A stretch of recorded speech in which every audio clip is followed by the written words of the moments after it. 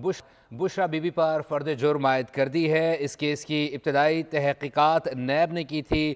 Special court central 1 اسلام آباد نے توشہ خانہ 2 میں بانی پی ٹی آئی اور بشرا بی بی پر فرد جرم عائد کر دی ہے، اور بتایا جا رہا ہے کہ اس کیس کی ابتدائی تحقیقات نیب نے کی تھی۔ نیب ترمیم کی روشنی میں کیس ایف آئی اے کو منتقل کر دیا گیا تھا۔ ایف آئی اے نے ضروری تحقیقاتی کارروائی کے بعد چالان عدالت میں جمع کروایا تھا۔ آپ کو اپڈیٹ کرتے چلیں کہ اسپیشل کورٹ سینٹرل 1 اسلام آباد نے توشہ خانہ 2 میں بانی پی ٹی آئی اور بشرا بی بی پر فرد جرم عائد کر دی ہے۔ ابتدائی تحقیقات نیب نے کی تھی۔ نیب ترمیم کی روشنی میں کیس ایف آئی اے کو منتقل کر دیا گیا تھا۔ ایف آئی اے نے ضروری تحقیقاتی کارروائی کے بعد چالان عدالت میں جمع کروا دیا ہے۔ آپ کو بتا چلیں کہ اسپیشل کورٹ سینٹرل 1 اسلام آباد نے توشہ خانہ 2 میں بانی پی ٹی آئی اور بشرا بی بی پر فرد جرم عائد کر دی ہے۔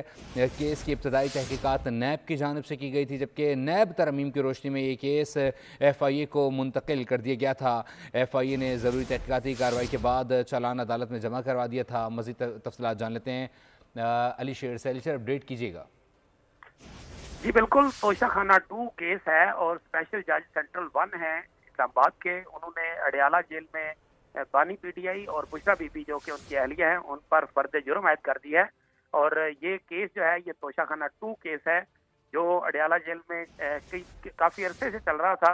اس کیس کی ابتدائی سماعت جو تھی وہ نیب نے کی تھی، اور نیب ترامیم کی جو روشنی میں یہ کیس ایف آئی اے کو منتقل کیا گیا تھا، اور اب یہ کیس کافی پیشیوں پہ بشرا بی بی کی عدم حاضری پہ مختلف اوقات میں وارنٹ بھی نکالے گئے، پھر اس کے بعد وہ حاضر ہو گئی، پھر وہ ان کے وارنٹ کینسل کر دیے گئے۔